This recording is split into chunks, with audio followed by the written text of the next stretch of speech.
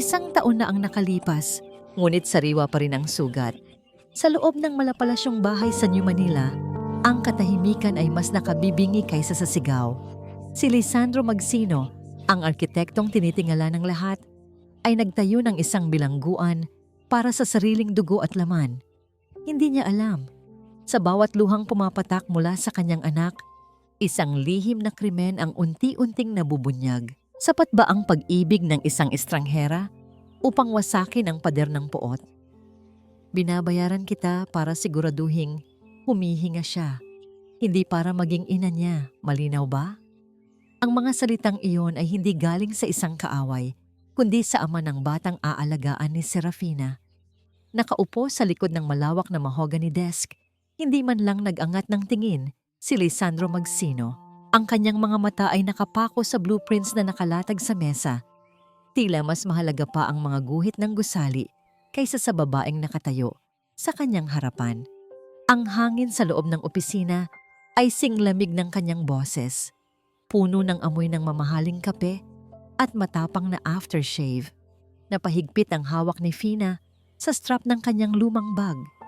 Naramdaman niya ang panginginig ng kanyang mga tuhod, hindi dahil sa takot, kundi sa gulat. Ito ba ang sikat na arkitekto na hinahangaan ng lahat?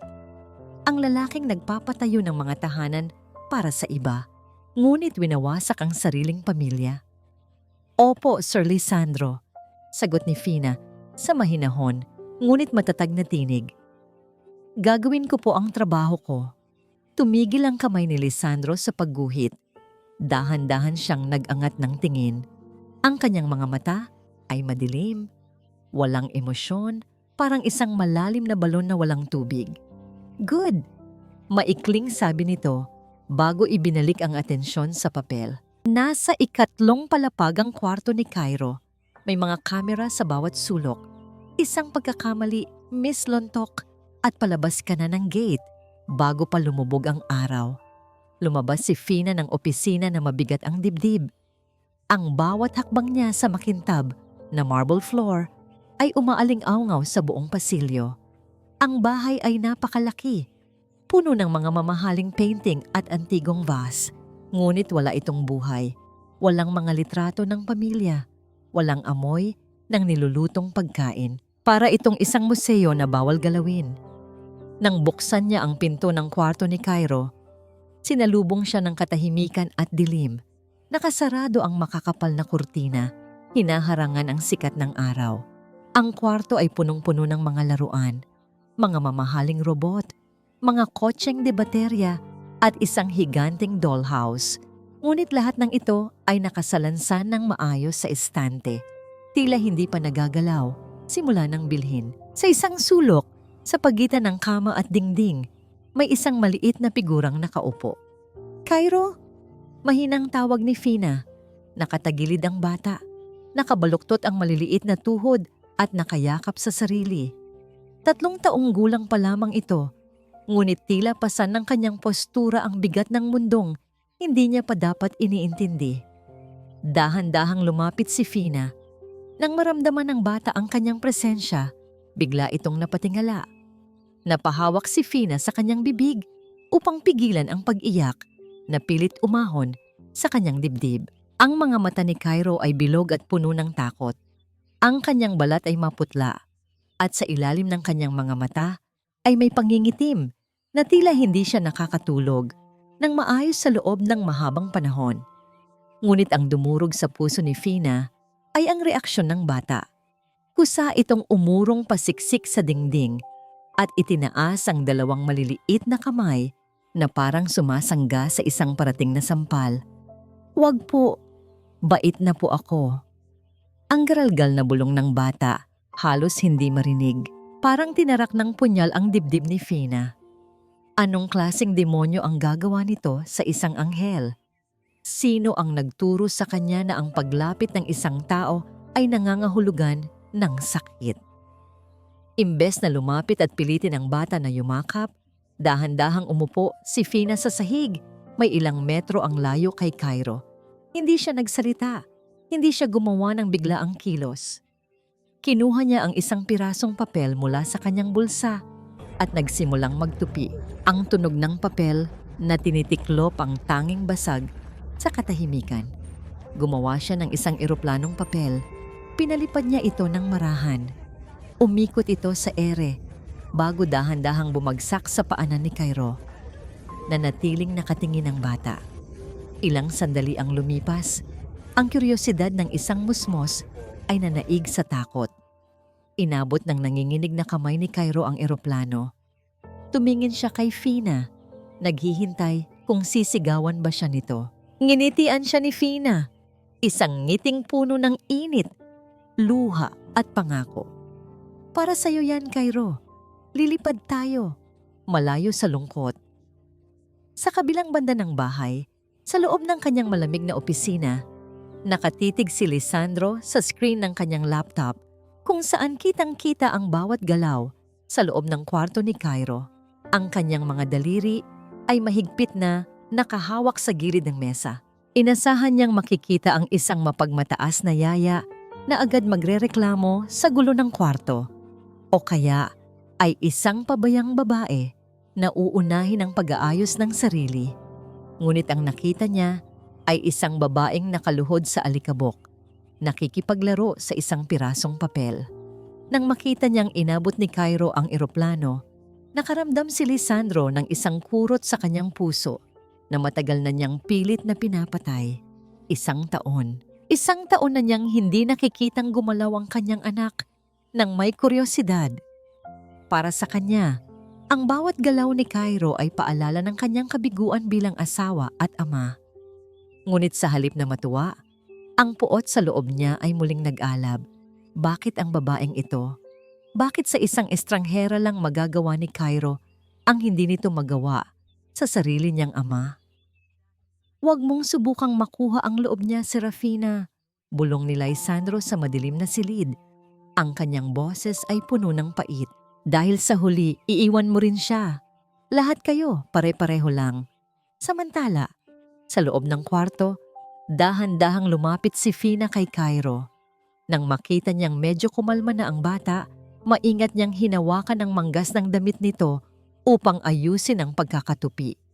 Ngunit sa isang iglap, muling napaigtad si Cairo. Doon ay nakita ni Fina ang isang bagay na nagpatigil sa kanyang mundo. Sa maputing braso ng bata, malapit sa kilikili kung saan hindi agad makikita, ay may 3 maliliit na pasa. Hindi ito pasa mula sa pagkakatisod o paglalaro. Ang mga ito ay tila bakas ng maliliit ngunit madiing kurot. Isang paraan ng pananakit na hindi nag-iiwan ng malaking marka pero nagtatanim ng matinding takot. Nanginig ang mga labi ni Fina. Tumingin siya sa itaas, sa lente ng kamera na nakatago sa kisame. Alam niyang nakatingin si Lisandro. Ngunit alam ba ng amang ito ang nangyayari sa sariling anak? O siya mismo ang may gawa nito? Cairo, di bulong ni Fina. Ang kanyang boses ay puno ng basag na emosyon. Sino ang gumawa nito sa'yo? Hindi sumagot ang bata. Sa halip, mabilis na itinago ni Cairo ang kanyang braso sa likod at yumuko ng malalim. Ang katahimikan nito ay mas masakit pa sa anumang iyak. Biglang bumukas ang pinto ng kwarto nang walang babala. Pumasok ang isang babaeng nakasuot ng mamahaling damit. Ang bawat hakbang ng kanyang sapatos ay matunog na humahampas sa sahig, tila nagmamarka ng kanyang teritoryo. Ito si Isabel, ang kapatid sa ama ng yumao ng asawa ni Lisandro. Oh, so ikaw pala ang bagong katulong, sabi ni Isabel habang matalim ang tingin kay Fina bago bumaling kay Cairo na may pekeng ngiti. Cairo, baby, bakit ka nasa sahig? Ang dumi-dumi na ng damit mo. Halika rito sa tita Isabel. Nakita ni Fina ang muling paninigas ng katawan ni Cairo. Ang bata ay tila naging isang estatwa ng yelo sa takot. Sariwa pa ang mga pasa sa braso niya. Sa loob-loob ni Fina, ang kanyang puso ay nagpupumiglas sa galit at awa. At ang takot sa mga mata niya. Nagsisimula pa lang ang impyernong ito. Tumayo si Fina. Hinarap ang babaeng puno ng alahas at sinalubong ang mapanghamong tingin nito. Sa sandaling iyon, alam ni Fina na hindi lang siya narito para mag-alaga. Narito siya para makipagdigma. Ngunit ang tanong na nagpapaalinging-awngaw sa kanyang isipan habang nakatingin sa kamera, sino ang tunay na kalaban? Ang babaeng nasa harap niya o ang amang nanonood sa likod ng monitor? Isang pamilyang nakatira sa ginto, ngunit nabubulok sa loob. Masyado kang malambot, Lysandro. Ang batang yan, kailangan ng disiplina, hindi laro. Kung hahayaan mo siyang maging ganyan, lalaki siyang mahina, katulad ng kanyang ina. Ang tinig ni Tita Vanna ay parang huni ng ahas, madulas, matamis, ngunit puno ng lason. Nakaupo siya sa sala, dahan-dahang humihigop ng tsa habang nakatingin kay Lisandro na noon ay pababa ng hagdan. Suot niya ang isang mamahaling puting terno na tila sumisimbolo sa kanyang kalinisan. Ngunit para kay Fina na nakatayo sa anino ng pasilyo, ang amoy ng pabango ng matanda ay sing-anghit ng nabubulok na bulaklak. Nandito ang bagong yaya, Vanna. Tipid na sagot ni Lisandro habang inaayos ang kanyang kurbata. Siya ang bahala kay Cairo habang wala ako sa opisina. Agad na nagbago ang mukha ni Tita Vanna nang makita si Fina. Isang matamis na ngiti ang sumilay sa kanyang mga labi. Isang nangiting hindi umabot sa kanyang mga mata. Ay, ikaw pala yon, iha. Napakaganda mo naman. Sigurado akong magiging mabuti kang impluensya sa apo ko. Tumayo si Vanna at nilapitan si Fina. Hinawakan ng kanyang mga kamay nang may pekeng pagmamahal. Ngunit sa ilalim ng haplos na yon, naramdaman ni Fina ang talim ng mga kuko ng matanda na tila nagbabanta. Siyempre, tita, sabat ni Isabel na noon ay kalalabas lang mula sa kusina. May hawak na baso ng juice. Basta ba alam niya ang kanyang lugar? Mahirap na. Baka akalain niya ay miyembro na siya ng pamilyang ito dahil lang pinayagan siyang pumasok sa kwarto ni Cairo. Hindi sumagot si Fina. Nanatili siyang nakayuko, tanda ng paggalang na itinuro sa kanya ng kanyang ina, bagamat kumukulo ang kanyang dugo sa loob. Nang makaalis si Lisandro patungo sa opisina, ang katahimikan sa loob ng mansion ay naging mabigat. Ang tunog ng sasakyang papalayo ay tila naging hudyat para matanggal ang mga maskara. Ang matamis na ngiti ni Tita Vanna ay napalitan ng isang mapang-aping tingin. Makinig ka, babae. Ang boses ni Vanna ay wala na ang tamis kanina. Huwag kang magkakamaling isumbong kay Lisandro ang anumang nakikita mo rito. Isang salita mo lang. Sisiguraduhin kong sa kalsada kapupulutin kasama ang pamilya mong nagugutom. Alam ko kung saan ka nakatira, Fina. Huwag mong subukan ng pasensya ko. Bago pa makasagot si Fina, isang malakas na tunog ng pagkapunit ang narinig mula sa itaas. Nagmamadaling tumakbo si Fina patungo sa kwarto ni Cairo at doon ay nakita niya si Isabel na tawa ng tawa habang hawak ang eroplanong papel na ginawa niya kanina. Winasak ito ni Isabel, pinunit-punit sa maliliit na piraso bago isinaboy sa mukha ni Cairo na noon ay nakatulala lang sa sahig. Walang kwentang laruan para sa isang walang kwentang bata. Iritableng sabi ni Isabel. Nakita niya ang lumang gaubong ni Cairo na nakapatong sa kama. Walang pasintabi niyang kinuha ito at hinagis patungo sa bukas na bintana. Huwag!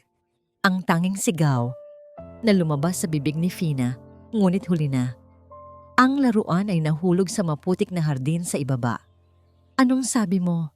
Hinarap siya ni Isabel. Ang mga mata ay nanlilisik. Sino ka para sumigaw sa akin? Iyan ang nararapat sa mga basurang pagmamay-ari ng batang ito. Katulad ng nanay niya, ang dapat sa mga magsino ay mawala na sa mundong ito. Lumapit si Isabel kay Cairo at madiing kinurot ang pisngi ng bata hanggang sa mamula ito. Umiyak ka. Sige, umiyak ka para makita ng tatay mo kung gaano ka kahina. Ngunit hindi umiyak si Cairo. Ang bata ay nanginginig lamang. Ang kanyang maliliit na kamao ay nakakuyom hanggang sa mamuti ang kanyang mga kuko. Ang kanyang katahimikan ay isang hiyaw ng sakit na tanging si Fina lang ang nakakarinig. Nang makaalis ang mag-ina, Dahan-dahang lumabas si Fina sa ulan. Hinanap niya ang gaubong sa putikan. Nang mahanap niya ito, basang-basa at madumi na ang laruan. Binalikan niya si Cairo, kumuha ng malinis na tela at nagsimulang linisin ang laruan sa isang sulok ng kwarto malayo sa paningin ng mga kamera. "Huwag kang mag-alala, Cairo," bulong ni Fina habang maingat na pinupunasan ng putik.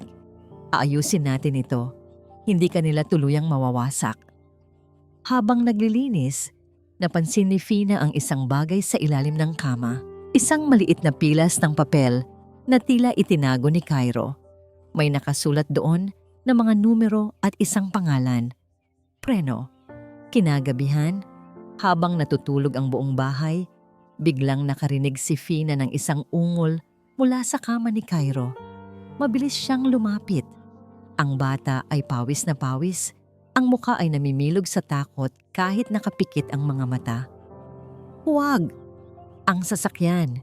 "Mama, huwag!" Ang garalgal na sigaw ni Cairo sa kanyang panaginip. "Ang preno! May pumutol sa preno!"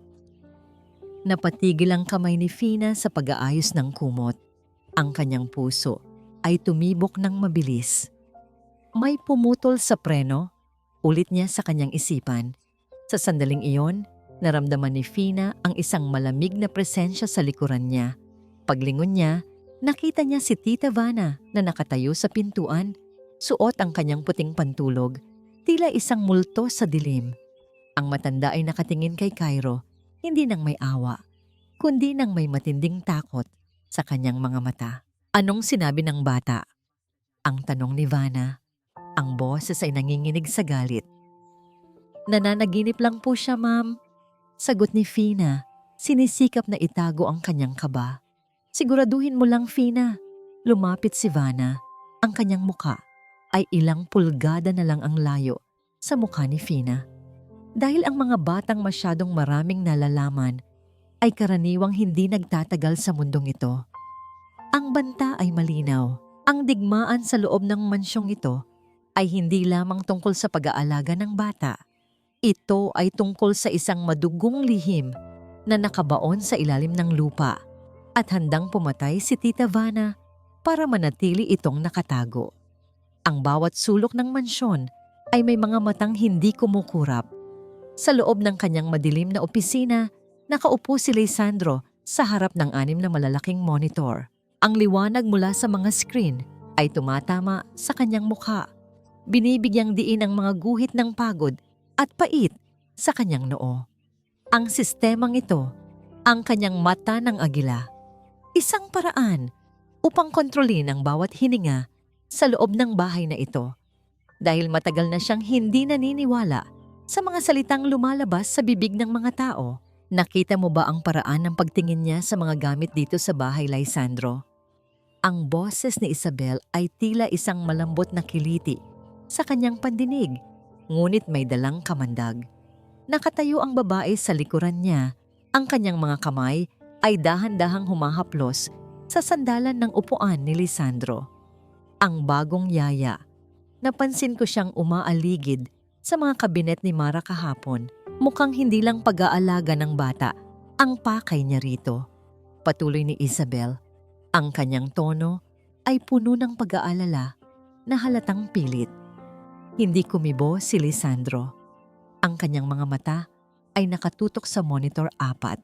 Doon, nakita niya si Fina sa loob ng pantry. Ang babae ay mabilis na nagbubukas ng mga drawer. Ang kanyang mga kamay ay tila may hinahanap na mahalagang bagay. Tinitingnan ni Fina ang bawat sulok.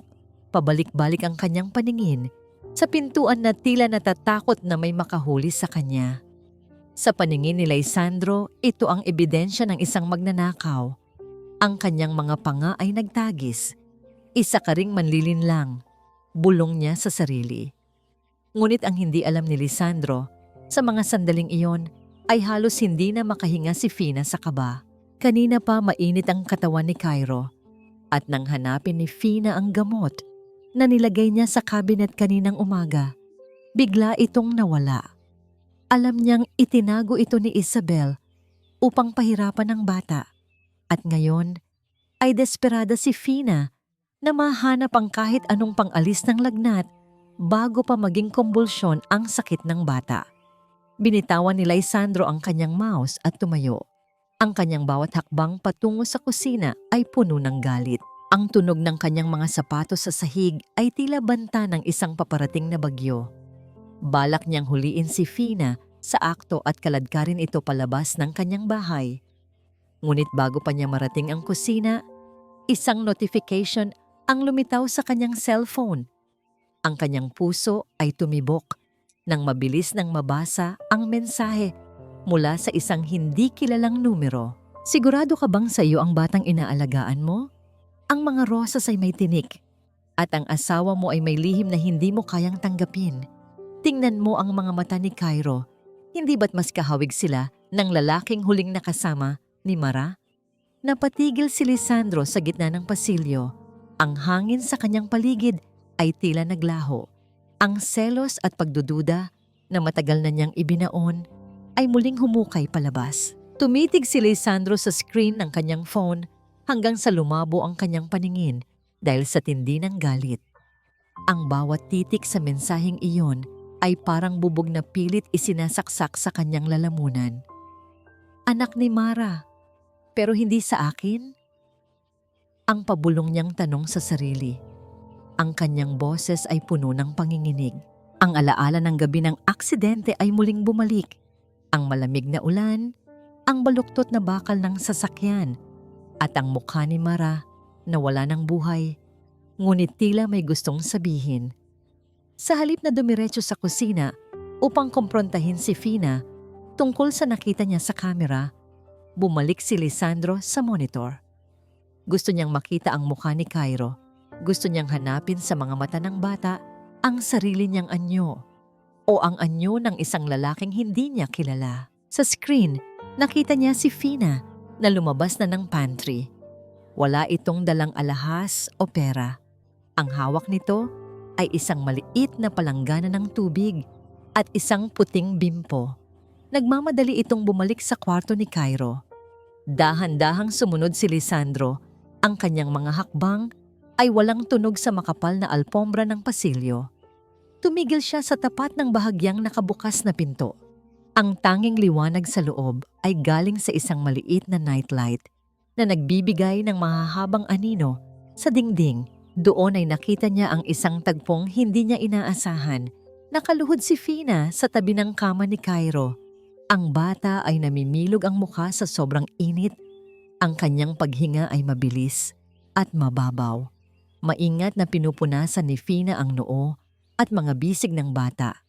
Ang kanyang mga kilos ay puno ng pag-iingat na tila humahawak siya ng isang mamahaling kristal na baka mabasag. Diyos ko, maawa po kayo. Ang narinig ni Lisandro na pagsusumamo ni Fina. Bata pa po siya. Huwag niyo po siyang hayaang magdusa ng ganito. Kunin niyo na lang po ang lahat sa akin. Huwag lang ang kalusugan ng batang ito. Tumulo ang mga luha ni Fina, pumapatak sa mga kamay ni Cairo. Hindi ito ang iyak ng isang taong nagpapanggap para sa kamera. Ito ay ang iyak ng isang kaluluwang tunay na nagmamahal. Ang mata ng agila ni Lysandro ay nakakita ng maraming kasinungalingan. Ngunit sa gabing ito, tila nakatagpo siya ng isang katotohanang hindi niya kayang ipaliwanag. Naramdaman ni Lysandro ang biglang paglambot ng kanyang puso. Ngunit agad itong pinalitan ng bagsik ng mensaheng natanggap niya kanina. Ang pagdududa ay parang anay na unti-unting kinakain ang pundasyon ng kanyang pagkatao. Tinalikuran ni Lisandro ang pintuan at bumalik sa dilim ng pasilyo. Ang kanyang puso ay naging isang mabibigat na bato sa loob ng kanyang dibdib. Hindi siya pwedeng magtiwala.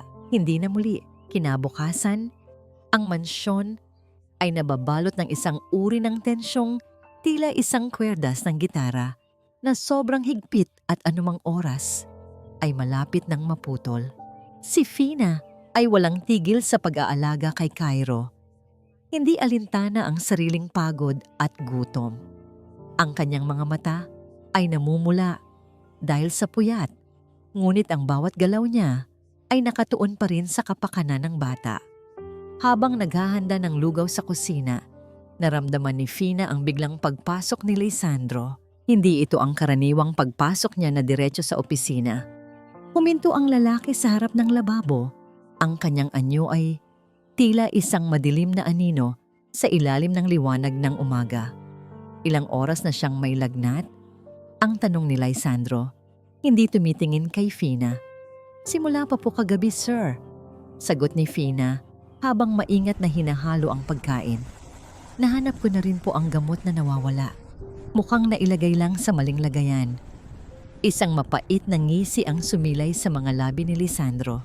Sa maling lagayan o sadyang may nagtago dahil gusto nilang magmukha kang pabaya? Napatigil si Fina. Tumingin siya kay Lisandro, naghahanap ng kasagutan sa mga mata nito, ngunit tanging sarili niyang refleksyon na puno ng pagod ang kanyang nakita. Sir, ang mahalaga po ay maayos na ang pakiramdam ni Cairo. Huwag kang masyadong kampante, Serafina. Ang boses ni Lisandro ay naging malamig muli. Ang katapatan ay hindi nasusukat sa isang gabi ng pag-aalaga. May mga bagay na hindi nakikita ng kamera, ngunit nararamdaman ng dugo.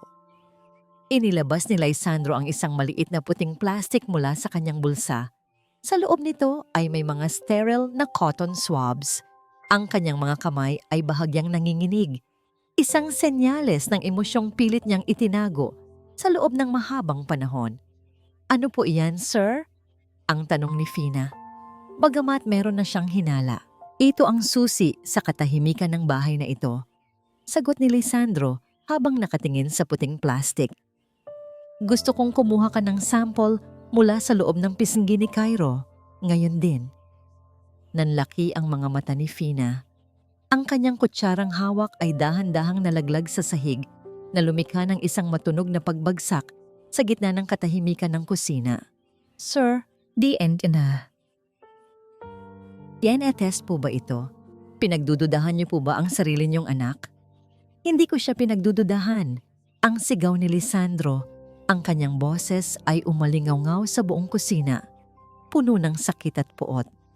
Pinagdududahan ko ang babaeng nagdala sa kanya sa mundong ito. Gusto kong malaman kung ang batang minamahal ko ay bunga ng katapatan o isang buhay na paalala ng isang malaking kasinungalingan.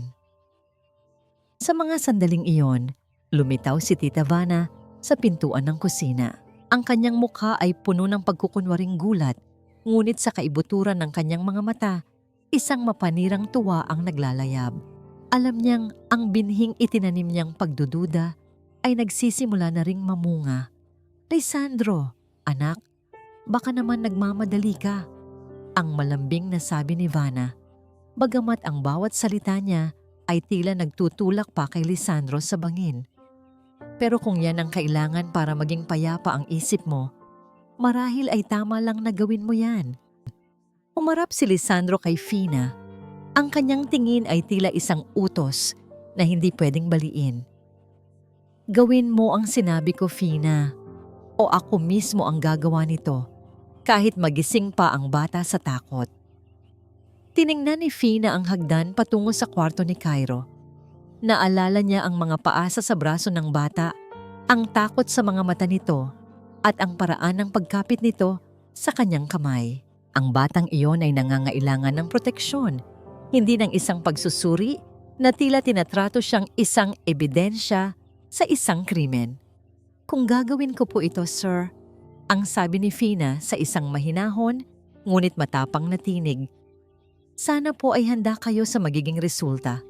Dahil kapag napatunayan kong sa inyo ang batang iyon, hindi lang po ang katotohanan ang kailangan niyong harapin, kundi ang katotohanang hinayaan niyo siyang masaktan dahil lang sa sarili niyong galit. Iniwan ni Fina ang lugaw na umuusok pa sa kalan at dahan-dahang kinuha ang plastik mula sa kamay ni Lisandro. Ang bawat hakbang niya patungo sa kwarto ni Cairo ay parang paglalakad sa ibabaw ng nagbabagang uling. Habang naglalakad, napansin ni Fina na nakasunod si Isabel sa kanya. May daladalang baso ng tubig. Ang kanyang mukha ay may kakaibang ngiti na tila may pinaplano. Ang mata ng Aygila ay nakatutok, ngunit may mga kamay na mas mabilis kaysa sa paningin ng sinuman. Ang bawat dampi ng bulak sa loob ng pisngi ni Cairo ay parang isang matalim na hiwa sa konsensya ni Serafina. Nanginginig ang mga kamay ni Fina habang hawak ang sterile swab. Sa ilalim ng malamig na liwanag ng kwarto, ang mukha ni Cairo ay mukhang isang anghel na walang kamuwang-muwang sa bagyong nagaganap sa paligid niya. Bahagyang nakabukas ang maliit na bibig ng bata, naghihintay ng gamot, hindi alam na ang kukunin sa kanya ay ang ebidensyang magtatakda kung may lugar pa ba siya sa pusong kanyang ama. "Sandali lang ito, baby," pabulong na sabi ni Fina. Ang kanyang boses ay nanginginig sa pigil na luhang gustong kumawala. "Brave boy ka, di ba? Para lang tayong naglilinis ng ngipin." Dumilat ng bahagya si Cairo. Ang kanyang mga mata na kasing dilim ng gabi at kasing linaw ng kristal ay tumingin nang diretso sa mga mata ni Fina. "Yaya, will Aya love me na po after this?" Ang tanong na yon ay tila isang malakas na sampal sa mukha ni Fina. Hindi niya nagawang sumagot. Paano mo ipapaliwanag sa isang 3 taong gulang na bata na ang pagmamahal ng kanyang ama ay kasalukuyang nakadepende sa isang pirasong bulak at mga guhit ng DNA? Mabilis na tinapos ni Fina ang pagkuha ng sample. Ngunit bago pa niya mailagay ang swab sa loob ng lalagyan, narinig niya ang marahang pagbukas ng pinto. Pumasok si Isabel. May dalang isang baso ng gatas. Ang kanyang mga hakbang ay tila walang bigat sa sahig. "Hayaan mo na ako ang mag-abot niyan kay Lisandro, Fina," sabi ni Isabel. Ang kanyang boses ay puno ng pekeng tamis.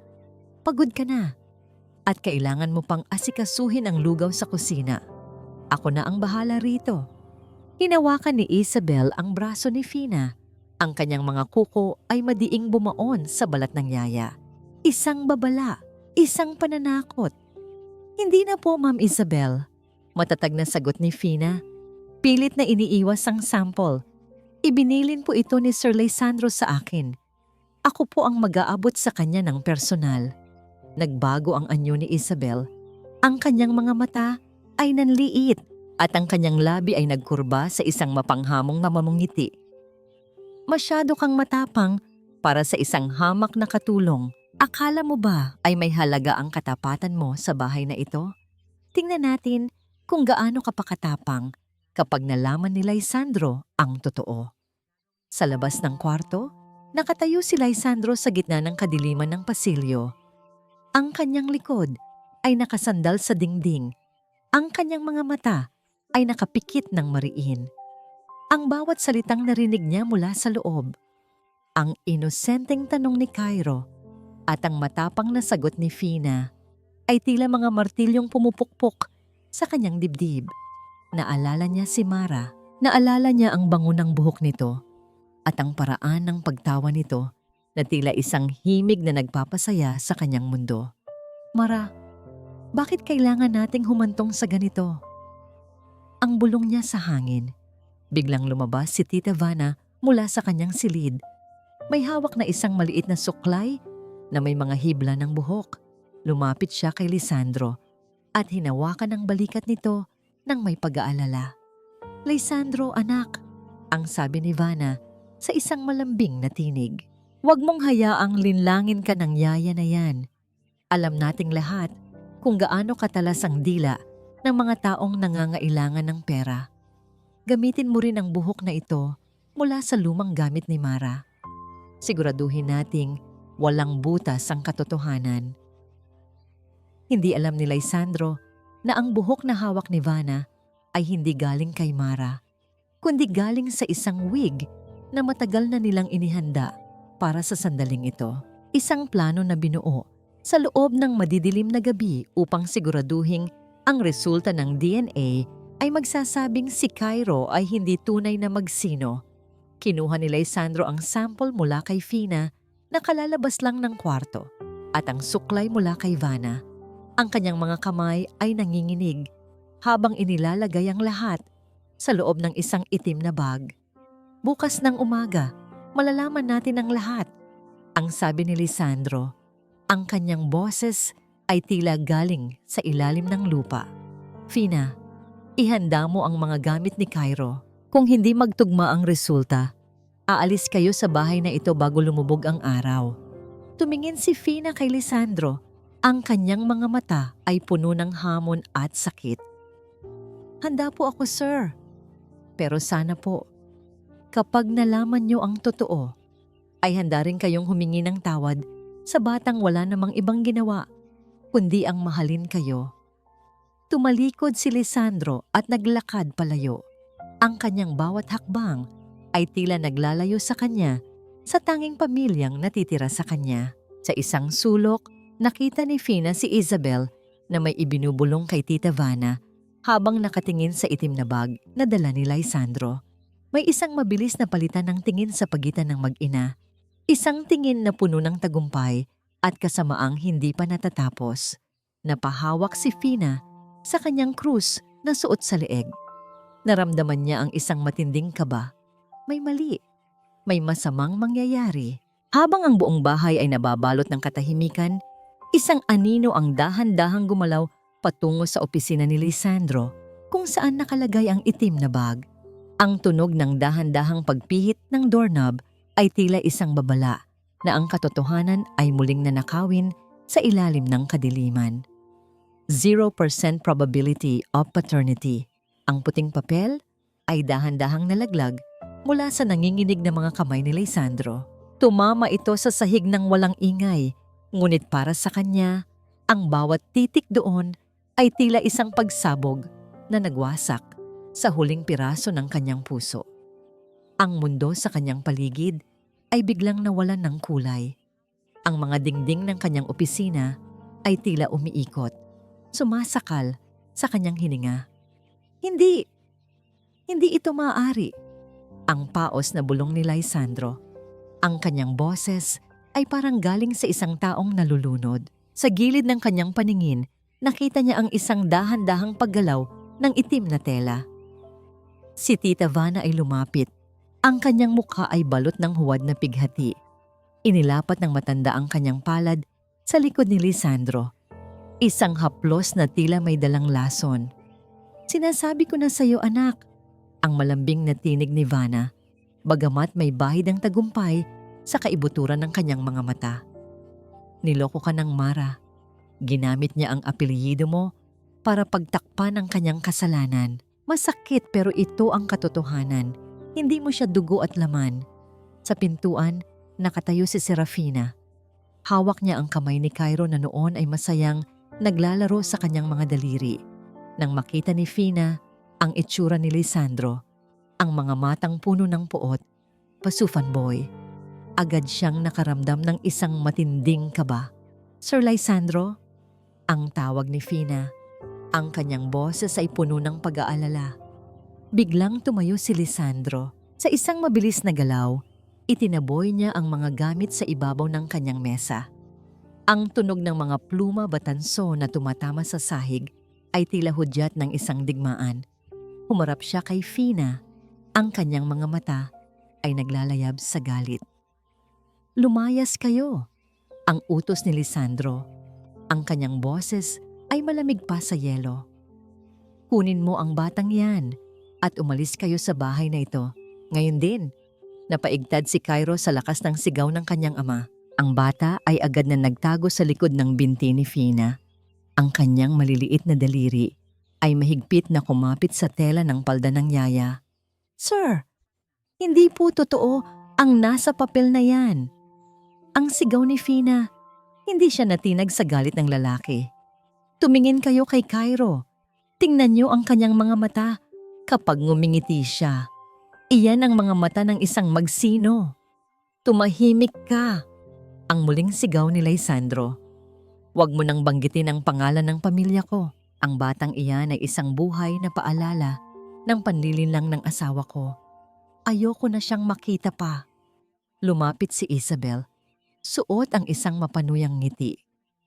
Narinig mo ang sabi ng pinsan ko, di ba? O kailangan pa naming tawagin ang security para kaladkarin kayo sa labas? Masyado ka nang naging filingera sa bahay na ito, Fina. Dahan-dahang lumuhod si Fina sa harap ni Cairo. Hinawakan niya ang magkabilang balikat ng bata. Cairo baby, look at Yaya. Everything will be okay, ha? Tumingin si Fina kay Lisandro nang may paninindigan. Aalis kami, sir. Pero bago yon, gusto kong panoorin niyo ito. Kinuha ni Fina ang isang platitong may lamang hipon. Isang ulam na inihanda ng kusinera para sa pananghalian ng mga bisita. Alam ng lahat sa bahay na si Lisandro ay may matinding allergy sa hipon. Isang piraso lang nito ay sapat na para mamaga ang kanyang lalamunan at mahirapan siyang huminga. Anong ginagawa mo, babae? Ang tanong ni Vanna. Ang boses ay puno ng pagtataka. Hindi sumagot si Fina. Kinuha niya ang isang maliit na piraso ng hipon, dahan-dahang inilapit sa bibig ni Cairo. Bago pa ito makain ng bata, ang balat ni Cairo na nadikitan ng sarsa ng hipon ay biglang namula. Nagsimulang mangati ang leeg ng bata at lumitaw ang malalaking pantal sa loob ng ilang segundo. Aya, Makati po. Ang mahinang reklamo ni Cairo, ang kanyang mga mata ay nagsimulang mamasa-masa sa sakit. Napatigil si Lisandro. Ang kanyang galit ay biglang napalitan ng isang kakaibang pakiramdam. Ang allergy sa swahe ay isang bihirang kondisyon na tanging ang mga lalaki sa pamilya magsino lang ang mayroon. Isang sumpa ng dugo na nagmula pa sa kanyang lolo hanggang sa kanya. Hindi ito maaaring mangyari sa isang batang hindi niya anak. Lisandro, huwag kang padala sa drama ng yaya na yan. Ang mabilis na hirit ni Tita Vanna, ang kanyang boses ay nagsimulang maging desperado. Maraming tao ang may allergy sa hipon. Nagkataon lang iyan. Nilapitan ni Lisandro si Cairo. Dahan-dahan niyang hinawakan ang leeg ng bata kung saan naroon ang mga pantal. Ang bawat marka sa balat ni Cairo ay tila isang tinig na sumisigaw ng katotohanan. Mas malakas kaysa sa anumang papel na galing sa labas. Sir, ang papel ay pwedeng palitan. Ang sabi ni Fina sa isang mahinahon ngunit matalim na boses. Ang tinta ay pwedeng burahin, pero ang dugo ay hindi kailanman magsisinungaling. Tumingin si Lisandro sa papel na nasa sahig, pagkatapos ay sa mukha ni Tita Vanna na ngayon ay unti-unting namumutla. Isang malaking pagdududa ang nagsimulang mabuo sa kanyang isipan. Bakit ang bilis ng resulta? Bakit si Tita Vanna ang kumuha ng sobre mula sa courier? Iwan niyo muna kami, ang sabi ni Lisandro. Ang kanyang boses ay mababa, ngunit puno ng autoridad. Pero Lisandro, ang tangkang pagtutol ni Isabel, sabi nang ko, iwan niyo kami. Ang sigaw ni Lisandro na yumanig sa buong silid. Nang makaalis ang mag-ina na may halong inis ba kaba, naiwan si Lisandro. Fina, ba ang batang umiiyak dahil sa pangangati? Kinuha ni Lisandro ang bata at sa unang pagkakataon, sa loob ng 1 taon, niyakap niya ito ng mahigpit. I'm so sorry, Cairo. Ang bulong ni Lisandro. Ang kanyang mga luha ay pumatak sa buhok ng bata. Ngunit ang katahimikan ay pansamantala lamang. Sa labas ng pintuan, narinig ni Fina ang isang mabilis na yabag ng paurong na mga sapatos. Alam niyang hindi titigil si Tita Vanna. Ang laban ay nagsisimula pa lamang at ang pinakamalaking katanungan ay nananatili.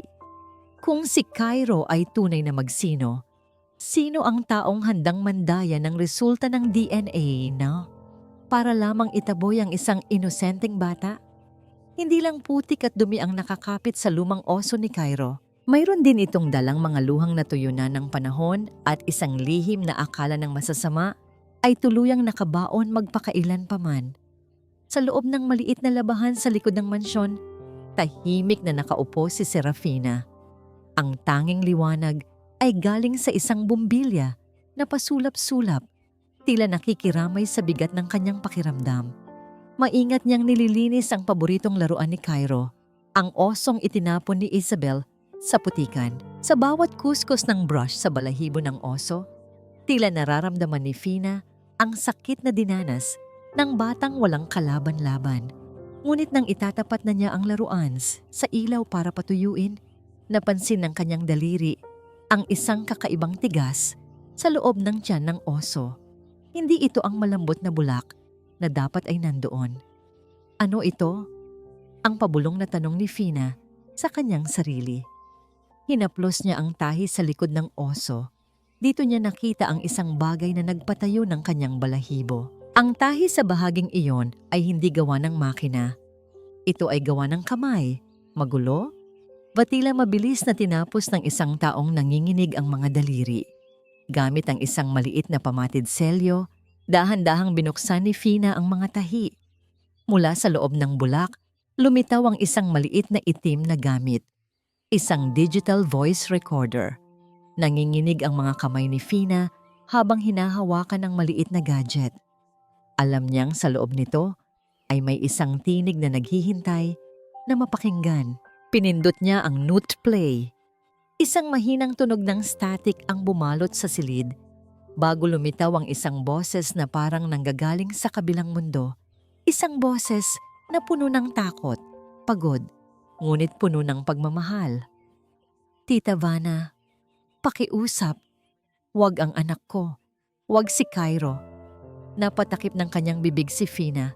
Iyon ang boses ni Mara. Ang boses ng asawa ni Lysandro. Ibibigay ko na ang lahat. Pipirmahan ko na ang transfer papers ng diseryeng proyekto sa Manila. Huwag niyo lang ilayo sa akin ang anak ko.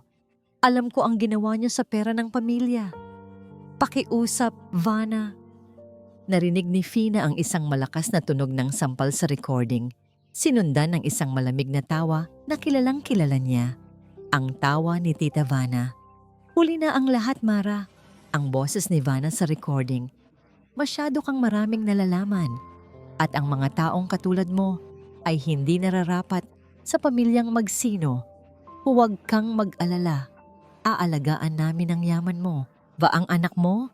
Gagawin naming miserable ang buhay niya hanggang sa mamatay siya sa lungkot. Biglang nagbago ang tono ng boses ni Mara. Tila lumapit siya sa recorder va bumulong ng mabilis. Kung sino man ang makakarinig nito, hanapin niyo si Serafina Lontok. Ang yarsang tumulong sa akin sa ospital. Siya lang ang mapagkakatiwalaan ko. Pina, pakiusap. Iligtas mo si Cairo. Napatigil ang mundo ni Fina. Ang bawat salita ni Mara ay tila isang kuryenteng gumagapang sa kanyang buong katawan. Utang na loob. Naalala ni Fina noong nagtatrabaho pa siya bilang assistant nurse sa isang pribadong klinika. May isang pasyenteng babae na palaging umiiyak ba binabantayan ng mga armadong lalaki. Si Mara iyon. Binigyan ni Fina ng pagkain valihim na itinago ang sulat ng babae para sa kanyang asawa. Ngunit hindi niya alam na ang maliit na kabutihang iyon ay tatandaan ni Mara hanggang sa huling sandali ng kanyang buhay. Nandito na ako, Mara, ang hikbi ni Fina habang yakap ang oso. Hahanap tayo ng katarungan. Ngunit ang huling bahagi ng recording ay ang pinakamatindi. Narinig ni Fina ang mabilis na pag-andar ng isang sasakyan, ang malakas na hangin. Ba ang boses ni Mara na nagsisigaw. Bakit hindi gumagana ang preno? Vanna, anong ginawa mo sa sasakyan? Ang recording ay biglang naputol ng isang nakakangilong tunog ng mga gulong na mabilis na huminto sa semento. Sinundan ng isang malakas na pagyanig na tila may nagkabungguan ng bakal. Pagkatapos niyon, tanging katahimikan na lang ang natira. Nanginginig ang buong katawan ni Fina. Hindi aksidente ang pagkamatay ni Mara. Ito ay isang pinagplanuhang pagpaslang at ang pamilyang kinatatakutan niya ay ang mga kamay na may bahid ng dugo. Biglang nakarinig si Fina ng isang marahang yabag sa labas ng labahan. Mabilis niyang itinago ang recorder sa loob ng kanyang bulsa. Baniyakap ang oso. Bumukas ang pinto. Nakatayo doon si Isabel. Ang liwanag ng buwan ay tumatama sa isang matalim na gunting na hawak niya. Ang kanyang mga mata ay nanlilisik. Tila isang hayop na naghahanap ng biktima. Anong ginagawa mo rito ng ganitong oras? Fina? Ang tanong ni Isabel Ang boses ay puno ng hinala. At bakit mo hawak ang basurang yan? Nililinis ko lang po ang oso ni Cairo, ma'am. Sagot ni Fina. Pilit na pinapakalma ang kanyang boses bagamat ang kanyang puso ay tila gustong kumawala sa kanyang dibdib. Lumapit si Isabel. Ang bawat hakbang niya ay tila nagpapaliit ng distansya sa pagitan ng buhay, baka matayan. Inagaw niya ang oso mula kay Fina, pasinipat ito ng maigi. Masyado kang pakialamera, ang bulong ni Isabel habang inilalapit ang talim ng gunting sa leeg ng oso. Alam mo ba ang nangyayari sa mga taong masyadong matalas ang pandinig? Tinatanggalan sila ng dila. Itinapat ni Isabel ang gunting sa tiyan ng oso. Doon mismo sa bahaging binuksan ni Fina kanina, ang kanyang mga mata ay nagtagis nang makita ang mga bagong tahi. Ano ang hawak mo? Maliit na daga? Sigaw ni Isabel habang itinuturo ang gunting sa mukha ni Fina. Ibigay mo sa akin ang nakuha mo sa loob nito o sisiguraduhin kong hindi ka na makalalabas ng mansyon na ito ng buhay. Sa sandaling iyon, ang tanging proteksyon ni Fina ay ang dilim ng gabi ba ang lakas ng loob na ibinigay sa kanya ng isang ina na pilit sumisigaw mula sa hukay. Ang bawat kislap ng brilyante ay tila isang patalim na sumusugat sa dangal ng isang taong walang kalaban-laban. Hindi nakuha ni Isabel ang recorder mula kay Fina noong gabing iyon sa labahan dahil sa biglang pagdaan ng isa sa mga gwardiya. Ngunit ang puot sa kanyang puso ay mas lalong nag-alab. Alam ng mag-inang Vanna at Isabel na kailangan nilang kumilos ng mabilis bago pa makapagsalita ang yaya. Sa loob ng mansyong ito, ang katotohanan ay isang maruming basahan na pilit nilang itinatago sa ilalim ng mga mamahaling alpombra. Kinaumagahan, binalot ng isang nakakangilong sigaw, ang buong ikalawang palapag. Ang singsing ko, ang singsing ni Mara. Nawawala ang huling alaala ng anak ko. Ang boses ni Tita Vanna ay umalingaw-ngaw hanggang sa mga huling sulok ng bahay.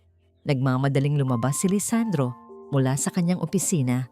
Ang kanyang mukha ay puno ng pag-aalala. Sa sala, nakita niya si Vanna na nakasalampak sa sahig.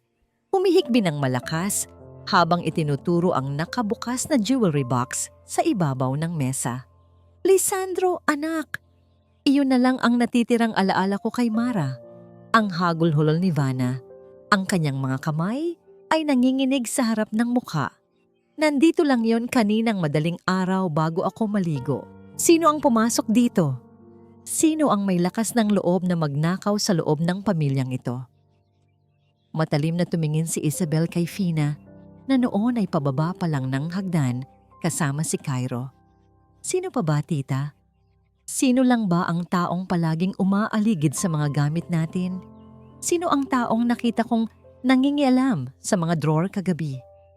Naramdaman ni Fina ang biglang paglamig ng kanyang mga paa. Ang bawat hakbang niya ay tila bumibigat. Ang sahig ay tila naging putikan na gustong lumamon sa kanya. Hindi po totoo iyan, ma'am. Wala po akong kinukuha. Ang mahinahong sagot ni Fina, bagamat ang kanyang lalamunan ay tila sinasakal ng kaba. Kung wala kang kinukuha, bakit hindi mo ipakita ang bag mo? Ang hamon ni Isabel habang mabilis na lumapit sa maliit na silid ng mga katulong. Bago pa makahuma si Fina, kinuha na ni Isabel ang lumang backpack ng yaya at mabilis itong itinigob sa gitna ng sala. Nagkalat ang mga gamit ni Fina, isang lumang pitaka, isang maliit na rosaryo, at ilang pirasong damit na kupas na ang kulay. Ngunit sa gitna ng mga hamak na kagamitang yon, isang bagay ang nagpakitang gilas sa ilalim ng liwanag ng chandelier. Isang gintong singsing na may malaking brilyante. Ang singsing na pagmamay-ari ni Mara. Ang katahimikan sa sala ay naging kasing bigat ng isang hatol ng kamatayan. Dahan-dahang nilapitan ni Lisandro ang singsing. Pinulot niya ito. Ang kanyang mga mata ay unti-unting nagbago mula sa pagkagulat patungo sa isang matinding pagkadismaya. Tumingin siya kay Fina, isang tingin na tila humihiwa sa kaluluwa ng babae. Pinagkatiwalaan kita, Fina. Ang boses ni Lisandro ay mababa, paos at puno ng pait. Inisip ko na ikaw ang sagot sa katahimikan ng anak ko. Pero isa ka lang din palang magnanakaw na nagtatago sa likod ng mabuting mukha. Sir, pakiusap. Maniwala kayo sa akin. Ang pagsusumamo ni Fina, ang kanyang mga luha ay nagsimulang pumatak. Inilagay lang po nila iyan dyan. Wala po akong alam. Sa singsing na yan. Huwag ka nang magsinungaling. Ang sigaw ni Tita Vanna habang mabilis na tumayo at binigyan ng isang malakas na sampal si Fina. Ang tunog ng palad na tumama sa pisngi ay tila isang pagsabog sa gitna ng katahimikan. Napasandal si Fina sa dingding. Ang kanyang paningin ay nagdilim sandali. Magnanakaw ka na. Sinungaling ka pa. Ang bulyaw ni Vanna. Tawagan ang mga pulis. Ngayon din. Sa gitna ng kaguluhan, isang maliit na bulto ang tumakbo patungo sa gitna ng sala. Si Cairo. Ang bata ay tumayo sa harap ni Fina. Ang kanyang maliliit na kamay ay nakadipa. Tila isang munting pader na sumasangga sa galit ng mga matatanda. Ang kanyang mga mata ay nanlilisik sa takot at tapang. Yaya. Hindi kinuha. Yaya. Good. Ang sigaw ni Cairo. Ito ang unang pagkakataon na nagsalita ang bata ng ganoon kalakas at katuwid. Tita Isabel, bad. She put in the bag. Nagkatinginan sina Vanna at Isabel. Ang takot ay sandaling dumaan sa kanilang mga mata bago ito pinalitan ng bagsik. Nababaliw na ang batang ito. Nilason mo na pati ang isip ng apo ko. Ang sigaw ni Vanna kay Fina. Lisandro, tignan mo. Sinisira niya ang pamilya natin. Lumapit ang dalawang unipormadong pulis na kanina pa pala tinawagan ni Isabel. Hinawakan nila ang mga braso ni Fina ng madiin. Nararamdaman ni Fina ang bawat daliri ng mga ito na tila bakal na bumabaon sa kanyang balat. Sir Lisandro, pakiusap. Ang huling tingin ni Fina kay Lisandro, ngunit tinalikuran siya ni Lisandro. Ang lalaki ay kinuha si Cairo at pilit itong binuhat palayo. Hindi pinapansin ang mga pagsipa at pag-iyak ng bata. Para kay Lisandro, ang nakita ng kanyang mga mata, ang singsing sa loob ng bag, ay mas matimbang kaysa sa anumang salitang namumutawi sa bibig ng isang magnanakaw. Habang kinalakaladkad si Fina palabas ng mansyon sa ilalim ng biglang pagbuhos ng malakas na ulan, naramdaman niya ang malamig na tubig na humahampas sa kanyang mukha. Ang bawat patak ng ulan ay tila nakikiramay sa kanyang utang na loob na ngayon ay niyurakan ng kasinungalingan. Ngunit bago pa siya maipasok sa loob ng sasakyan ng pulis, nakita ni Fina si Lisandro na nakatayo sa balkonahe, suot ang kanyang itim na coat. Malamig na pinapanood ang kanyang pag-alis. Sa isang mabilis at desperadong pagkakataon, nang lumapit si Lisandro para pirmahan ng ilang papel mula sa pulis bago sila umalis, mabilis na idiniin ni Fina ang digital recorder na nakabalot sa isang pirasong tissue sa loob ng bulsa ng coat ni Lisandro. Isang mabilis na haplos, isang huling pag-asa. Pakinggan niyo po ang boses ng katotohanan, ang tanging bulong ni Serafina bago tuluyang isara ang pinto ng mobile patrol. Umalis ang sasakyan, iniwan ang mansyong puno ng ginto, ngunit nabubulok sa dumi ng lihim. Naiwan si Lisandro na nakatayo sa ulan. Ang kanyang kamay ay dahan-dahang pumasok sa kanyang bulsa at naramdaman ng isang matigas at malamig na bagay sa loob nito. Ang mata ng agila ay muling nabulag, ngunit sa loob ng kanyang bulsa, ang tinig ng isang namayapa ay naghihintay na muling mabuhay. Ang katahimikan sa loob ng mansyon ay mas nakabibingi kaysa sa pinakamalakas na sigaw. Pagkatapos mailayo si Serafina, ang bawat sulok ng bahay ay tila binalot ng isang malamig na hamog. Ang mga mararangyang gamit ay nawalan ng kinang. Ang mahabang mesa sa dining room ay tila naging isang disyerto ng porselana, bapilak, kung saan walang sinuman ang gustong kumain. Si Lisandro ay nakaupo sa dulo ng mesa, Ang kanyang pagkain ay lumamig na nang hindi man lang nagagalaw. Sa itaas, ang kwarto ni Cairo ay muling naging isang madilim na bilangguan. Ang bata ay nakasubsob sa kanyang unan, tumatangging tumingin sa sinuman, tumatangging sumubo ng kahit isang kutsara ng lugaw. Ang bawat pagtatangka ni na Tita Vanna, Isabel, na lumapit ay sinasalubong ng isang matalim, batahimik na pag-iwas, isang uri ng pag-aalsa ng isang musmos na walang ibang sandata, kundi ang kanyang katahimikan. Pumasok si Lisandro sa kanyang opisina, isinara ang pinto. Gusto niyang takasan ang bigat ng hangin sa labas, ngunit kahit dito, nararamdaman niya ang presensya ni Fina. Naalala niya ang matapang na tingin ng babae bago ito isinakay sa sasakyan ng pulis. Isang tingin na hindi galing sa isang magnanakaw, kundi sa isang taong may dalisay na budhi. Dahan-dahan niyang kinapa ang kanyang bulsa. Naramdaman ng kanyang mga daliri ang maliit ba matigas na bagay na iniwan ni Fina. Inilabas niya ang digital recorder. Ang itim na kagamitang ito ay tila may sariling timbang.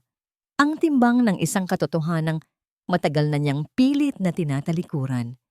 Umupo si Lisandro sa kanyang silya, dahan-dahang pinindot ang note para sa pag-andar ng kagamitan. Isang mahinang tunog ng pag-ugong ang narinig sa katahimikan ng silid bago lumabas ang isang boses na nagpatigil sa tibok ng kanyang puso. Ang boses ni Mara. Tita Vanna, pakiusap. Huwag ang anak ko. Napahawak si Lisandro sa gilid ng mesa ng ganoon na lamang kahigpit. Ang boses ng kanyang asawa ay puno ng takot pagsusumamo. Isang tunog na hindi niya kailanman narinig noong nabubuhay pa ito. Narinig niya ang malakas na tunog ng isang sampal na tumama sa balat, sinundan ng malamig na tawa ni Vanna. Ang bawat salita sa recording ay tila isang latigo na humahampas sa likod ni Lisandro. Narinig niya ang plano ng mag-ina na ubusin ang yaman ng pamilya, magsino. Narinig niya ang pag-amin tungkol sa aksidente sa sasakyan, isang planadong pagpatay dahil sa kasakiman, at higit sa lahat, narinig niya ang pangalan ni Serafina. Pakiusap. Iligtas mo si Cairo.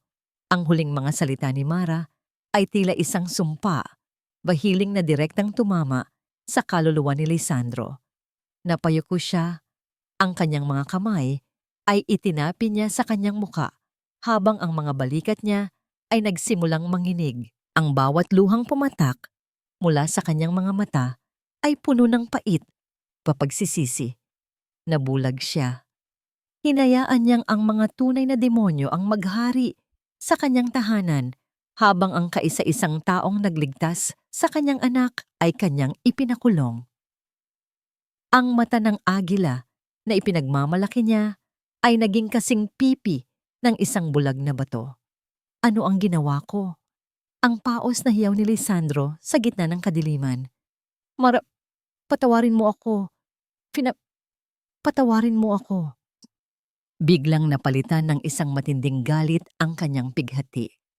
Ang galit na ito ay hindi na para sa ibang tao, kundi para sa mga ahas na naninirahan sa ilalim ng kanyang bubong.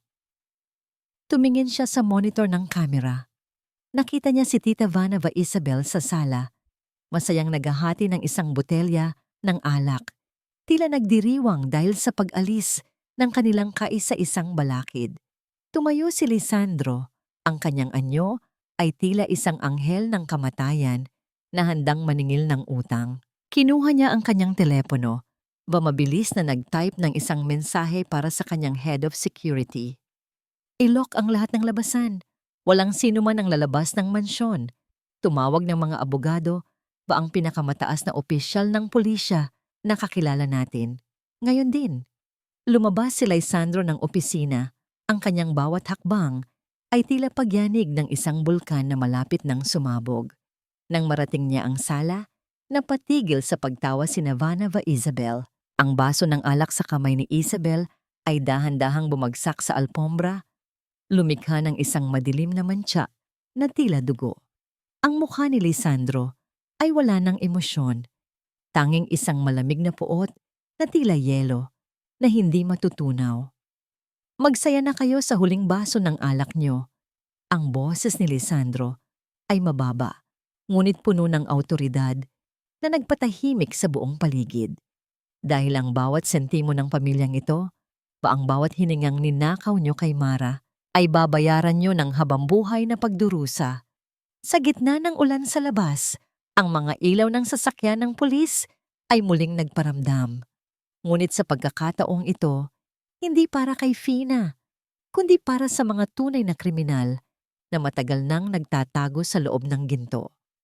Nanginginig ang mga kamay ni Lisandro habang iniisip ang kinaroroonan ni Fina. Kailangan niyang bawiin ang lahat. Kailangan niyang ayusin ang bawat piraso ng pusong kanyang winasak. Ang gabi ng pagsisisi ay tapos na. Ang madaling araw ng paghihiganti, pagtubos, ay nagsisimula na.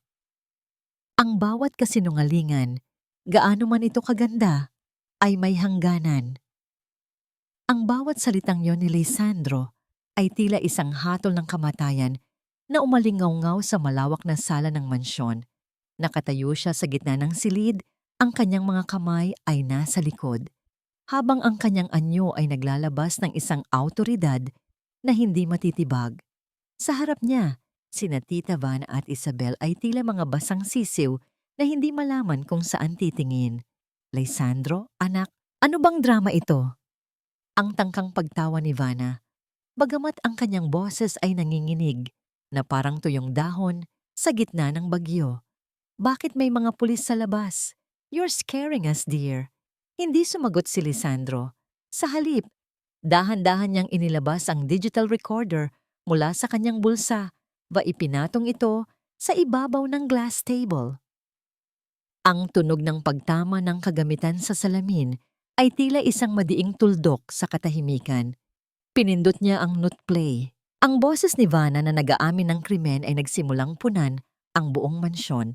Ang bawat salitang binitawan niya sa recording, ang pag-amin sa pagputol ng preno ng sasakyan ni Mara, ang plano nilang ubusin ang yaman ng mga magsino, ay tila mga saksak sa hangin na nagpabagsak sa lahat ng kanilang depensa. Nabitawan ni Isabel ang kanyang hawak na panyo. Ang kanyang mukha ay nawalan ng kulay, tila isang puting papel na nadikitan ng uling. No, hindi iyan totoo. Gawa-gawa lang yan ng yaya na yon. Niloloko kanya, Lisandro. Ang sigaw ni Isabel, ang kanyang boses ay tuminis sa takot. Gawa-gawa? Ang malamig na tanong ni Lisandro. Ang boses ng asawa ko. Ang huling hininga niya na puno ng takot dahil sa inyo. Sa tingin niyo ba ay magagawa iyang pikein ng kahit sino? Lumapit si Lisandro kay Vanna. Ang kanyang mga mata ay naglalayab sa puot. Pinatuloy ko kayo sa bahay na ito dahil akala ko ay mahal niyo ang asawa ko. Pero ang totoo, kayo ang pumatay sa kanya. At ngayon, pati ang anak ko ay sinasaktan niyo. Bumukas ang malaking pinto ng mansyon, papumasok ang mga opisyal ng pulisya, kasama ang mga abogado ni Lisandro. Ang tunog ng mga bakal na posas na inihahanda ay tila isang himig ng katarungan sa pandinig ng mga taong matagal nang naghihintay ng katotohanan. Dahil sa inyo, napagbintangan ko ang kaisa-isang taong nagmalasakit sa anak ko. Ang boses ni Lisandro ay naging paos sa matinding emosyon. Dahil sa inyo, nabulag ako ng sarili kong galit. Wait! Hindi niyo pwedeng gawin ito sa amin. Ang sigaw ni Vanna habang kinakaladkad siya ng mga pulis patungo sa labas. Lisandro, pamilya tayo, utang na loob. Ang utang na loob ko ay para sa asawa ko at sa anak ko. Ang huling sagot ni Lisandro habang nakatalikod na siya sa kanila. At ang katarungan ay para kay Serafina. Nang mailabas na ang mga tunay na kriminal, mabilis na lumabas si Lisandro ng mansyon. Hindi niya inalintana ang malakas na buhos ng ulan na tila naghuhugas ng dumi ng nakaraan. Sumakay siya sa kanyang sasakyan, mabilis na nagtungo sa himpilan ng pulisya. Sa loob ng isang madilim malamig na selda, nakaupo si Serafina sa isang bangko. Ang kanyang mga mata ay nakapikit. Ang kanyang mga kamay ay mahigpit na nakahawak sa krus sa kanyang leeg. Ang kanyang katahimikan ay puno ng panalangin, hindi para sa kanyang sarili, kundi para kay Cairo. Narinig niya ang mabilis na yabag ng mga sapatos sa semento ng pasilyo. Ang tunog ng pagpihit ng susi sa bakal na pinto ay umalingaw-ngaw sa katahimikan ng selda. Nang imulat ni Fina ang kanyang mga mata, nakita niya si Lisandro na nakatayo sa harap niya. Basang-basa ang lalaki ng ulan. Ang kanyang mga mata ay namumula. Sa unang pagkakataon, nakita ni Fina ang isang malakas na lalaki na tila batang nawawala, humihingi ng tulong. Dahan-dahang lumuhod si Lisandro sa harap ng rehas. Ang kanyang mga kamay ay humawak sa bakal. Fina! Ang bulong ni Lisandro, ang kanyang boses ay basag na tila sa laming na durog. Patawarin mo ako. Narinig ko na ang lahat. Alam ko na ang katotohanan. Hindi sumagot si Fina. Tumayo siya, lumapit sa rehas. Tumingin siya sa mga mata ni Lisandro. Isang tingin na puno ng pait. Pagod, ngunit walang bahid ng puot. Hinawakan ni Fina ang mga kamay ni Lisandro na nakakapit sa bakal. Ang mahalaga po, Sir Lisandro, ay ang bata. Ang mahinahong sabi ni Fina. Ligtas na po ba si Cairo? Napaiyak si Lisandro sa narinig. Sa gitna ng lahat ng ginawa niya sa babaeng ito, ang kapakanan pa rin ng kanyang anak ang unang inisip nito. Dito naramdaman ni Lisandro ang isang uri ng pag-ibig, katapatan na hindi kayang bilhin ng lahat ng yaman sa mundo. Ligtas na siya, Fina. At hinding-hindi ko nahahayaang may manakit pa sa kanya. O sayo. Ang pangako ni Lisandro. Nang bumukas ang pinto ng selda, hindi lamang si Fina ang lumabas. Ito ang simula ng paglabas ng buong pamilya, magsino, mula sa madilim na anino ng nakaraan. Ang katarungan ay naisagawa na, ngunit ang paghihilom ng mga sugat sa puso ay isa pang mahabang paglalakbay. Habang naglalakad sila, palabas ng istasyon ng pulisya, ang ulan ay dahan-dahang tumigil. Pinalitan ng isang malamig na simoy ng hangin. Tumingin si Lisandro kay Fina. Ang kanyang puso ay puno ng isang damdamin na hindi niya inakalang mararamdaman niyang muli. Umuwi na tayo, Fina, ang sabi ni Lisandro nang may malambot na tinig. Umuwi na tayo sa anak natin. Ang salitang natin ay tila isang mainit na yakap sa gitna ng ginaw ng gabi. Isang pamilyang nawasak, ngunit ngayon ay may pagkakataon ng mabuo muli, piraso sa bawat piraso, sa tulong ng katotohanan, isang pusong marunong magpatawad. Akala ng lahat ay tapos na ang bagyo nang mailabas ng mansyon ang mga salarin, ngunit ang pinakamadilim na gabi ay madalas na may huling hagupit. Pagbalik ni Lisandro at Fina sa mansyon mula sa istasyon ng pulisya, ang katahimikan sa loob ng bahay ay tila may dalang babala. Mabilis na tumakbo si Fina patungo sa kwarto ni Cairo. Ang kanyang puso ay tumitibok ng mabilis dahil sa kaba, ngunit pagbukas niya ng pinto, ang kama ay maayos na nakatupi at ang paboritong oso ng bata ay wala sa dati nitong kinalalagyan. Sir Lisandro, wala si Cairo! Ang sigaw ni Fina. Ang kanyang boses ay puno ng takot. Mabilis na naghahanap ang mga gwardiya sa bawat sulok ng bahay. Doon nila nalaman ang isang nakakangilabot na katotohanan. Sa gitna ng kaguluhan kanina, nakatakas si Isabel mula sa likurang pintuan bago pa siya tuluyang maisakay sa mobile patrol. Ang desperasyon ng isang taong nawalan ng lahat ay nagtulak sa kanya sa isang huling gawaing walang katinuan. Isang matapang na amoy ng gasolina ang nagsimulang humahalimuyak mula sa direksyon ng garahe. Cairo. Ang hiyaw ni Lisandro, habang mabilis na tumatakbo patungo sa garahe, kasunod si Fina. Nang marating nila ang garahe, ang kanilang mga mata ay sinalubong ng isang eksenang tila galing sa isang bangungot. Nakaupo si Cairo sa loob ng madilim na sasakyan. Ang kanyang maliliit na kamay ay nakatakip sa kanyang mga tainga habang umiiyak ng walang tinig. Sa labas ng sasakyan, nakatayo si Isabel, Ang kanyang buhok ay magulo at ang kanyang mga mata ay nanlilisik sa galit at pagkabaliw. Hawak niya ang isang bote ng gasolina at sa kabilang kamay ay isang maliit na silver na lighter. "Huwag kang lalapit, Lisandro," ang sigaw ni Isabel. Ang kanyang boses ay garalgal at puno ng pait. "Kung hindi mapupunta sa akin ang yaman ng pamilyang ito, sisiguraduhin kong wala ring matitira sa inyo. Susunugin ko ang lahat, simula sa batang ito na naging hadlang sa amin." "Isabel, pakiusap, huwag mo itong gawin." Ang pagsusumamo ni Fina, ang kanyang boses ay mahinahon ngunit nanginginig. "Wala namang kasalanan ng bata sa'yo. Si Cairo ay dugo at laman ng kapatid mo." "Kapatid, si Mara ay palaging nasa taas at ako ang palaging nasa anino." Ang sagot ni Isabel habang dahan-dahang idinidikit ang lighter sa tulo ng gasolina sa sahig. Ngayon, magkakasama na sila sa impyerno.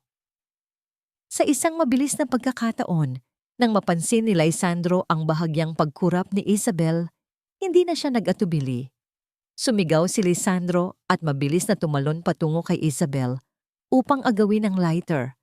Ngunit bago pa niya ito makuha, binitawan na ni Isabel ang apoy. Ang apoy ay mabilis na gumapang sa sahig ng garahe, tila isang mahabang ahas ng liwanag na gustong lumamon sa sasakyan kung nasaan ang bata.